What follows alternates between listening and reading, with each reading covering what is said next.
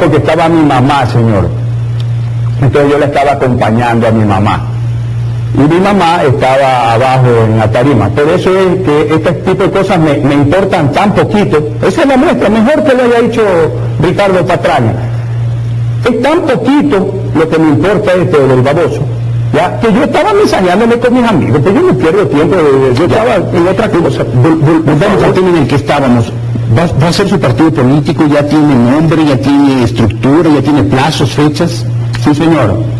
Tenemos un nombre que no lo puedo divulgar. Además, acuérdense que yo hago las cosas muy seriamente, por eso suelo ser exitoso. Entonces estamos sometiendo investigación en nombre. La situación del país evoluciona muy rápido. Vea, estos temas se precipitan.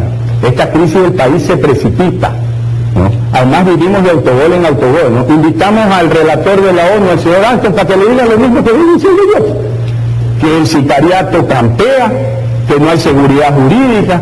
¿Y cuáles son los plazos para su campaña del partido político? Que el fiscal anda por ahí con esos trajes defecciosos hablando con voz de señorita.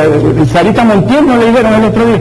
Entonces, en vez de dedicarse a perseguir a los pillos, entonces uno de cada 100 asesinatos nomás se castiga en este país. Pero ¿cómo no va a venir los sicarios a trabajar acá? Entonces, la gente quiere seguridad. ¿Qué eligieron en Colombia? Eligieron seguridad. El ministro Santos sigue la línea de Uribe, fue el ejecutor de la política de pacificación del país, de combatir la guerrilla, y por eso lo eligieron abrumadoramente, el 70% de los colombianos. Parecería que usted aprueba el ataque que dirigió el ministro Santos contra el campamento guerrillero en Angostura. No. Parecería, le digo, porque usted hizo la política de seguridad, ejecutó y luchó contra las FARC. Vea, yo no soy colombiano, yo no voté por él. Yo estoy diciendo que el 70% de los colombianos votaron por él. Entonces, ¿y qué más ofreció? Ojo, el presidente Santos dice, la base de todo en Colombia fue lograr la seguridad jurídica, la seguridad física y la seguridad ya en la justicia. O sea, primero para las inversiones, segundo para las instituciones y tercero para las personas. Entonces, de esa plataforma que ofreció, ¿sabe cómo era el eslogan? Trabajo, trabajo y más trabajo bien remunerado. Si lo que se necesita es generar empleo, pues, ¿y qué es lo que ha logrado la revolución? Que se dispare el desempleo, porque la única inversión que ha traído la Revolución Ciudadana es el negocio de la droga. Los hombres del narcotráfico son los que invierten en laboratorios y en submarinos. ¿Cuándo va a tener usted su partido listo? ¿Cuándo empezará a hacerlo? Hay que hacer un proceso que comienza solicitando al Tribunal Electoral o como se llame. ¿Y eso comenzará cuándo? Lo más pronto que podamos. Estamos terminando la investigación, probablemente nos tome hasta agosto. Estamos terminando de hacer los cuadros, se requiere también financiamiento. Estamos tratando de ubicar los líderes. Vea, es abrumadora la cantidad de gente que me llama y que se suma. Más vale tengo el problema de que no tengo tanta gente para atender correctamente a los líderes que se nos suman. Entonces, a partir de eso y de iniciar la recolección de firmas, que debiera ser, como lo digo, a fines de agosto, principios de septiembre, empezaremos a divulgar los contenidos que no son otros que la doctrina social de la Iglesia, dichos en un idioma vernáculo, en un idioma secular. Perfecto. Termino preguntándole lo mismo que le preguntó Alberto Padilla, este periodista mexicano de CNN.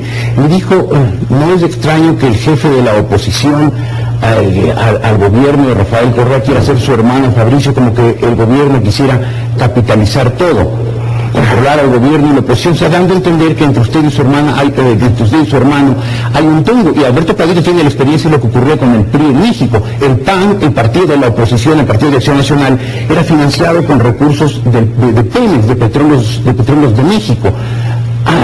Y le transmite la misma inquietud. No hay un tongo aquí para que Rafael Correa sea el líder del gobierno y Fabricio Correa sea el líder de la oposición. Jorge, primero le digo, es irracional, y lo he dicho muchas veces, que un hermano tenga que corregir en público. Por eso es que la corrección fraterna dice, la corrección fraterna dice el Evangelio primero en privado, yo lo hice en privado, hasta que ya no me quiso escuchar, luego lo puse por escrito y tuve que hacer pública la carta, y ahora lo tengo que hacer en público, porque el país no aguanta más. Entonces, es irracional. Lo que siempre debe haber sido es Correa más Correa, no Correa versus Correa. Pero en el país del revés, que es Ecuador, es correcto que la gente piense, es correcto, yo comprendo perfectamente que la gente piense que es tongo. Porque eso es lo que sucede, y en este gobierno sucede más. Entonces, aquí no hay tongo, pero yo no le puedo decir las formas en que yo he dilucido los temas familiares con Rafael. Esto le causa mucho sufrimiento a mi mami, me causa a mí, le causa a mis hijos, a mi esposa. Me imagino que a los hijos y a la esposa de Rafael también. A mi hermana Piorina lo ha dicho públicamente. Entonces, yo esto tengo otras formas de resolver y en los temas familiares no me meto, no me he metido nunca en los temas personales. Incluso cuando me han insultado personalmente no he respondido con insultos personales. Mi pregunta es política. ¿Usted encabeza en verdad o pretende encabezar en verdad la oposición o hay un tongo, un acuerdo para que el un Correa lidere la oposición y el otro lidere el gobierno? No, señor, por eso es que quería terminar. Entonces, más tarde o más temprano el tema familiar se va a resolver, porque la sangre chuta, pues dice el refrán popular, la sangre llama. Pero yo doy garantías y la gente me conoce y pueden meterse a mi página web.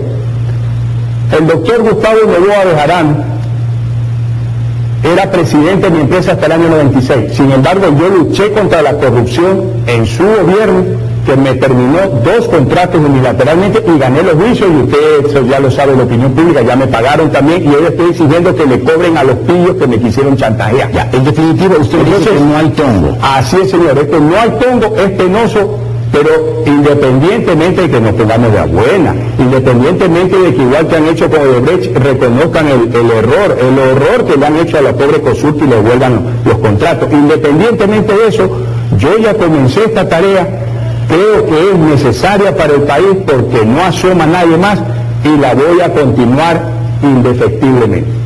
Muy bien, ingeniero Correa, gracias por haber estado esta mañana en el Amazonas. Buenos días. Vamos a hacer un corte, son las 7 de la mañana con 20 minutos. Está aquí ya el expresidente de la República, Osvaldo Hurtado. Está presentando la 18ª edición de un libro que ya es un clásico de las ciencias sociales ecuatorianas.